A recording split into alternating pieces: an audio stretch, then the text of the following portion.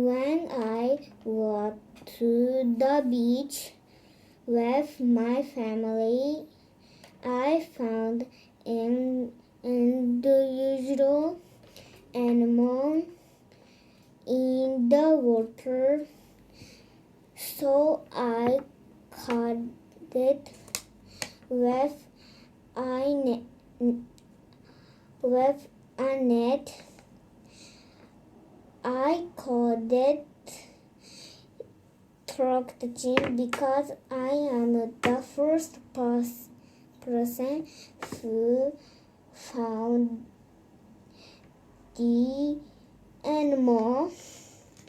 It has octopus tentacles, sea urchin spikes, and a turtle head and body.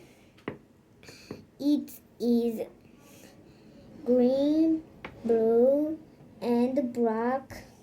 It eats small fish, but its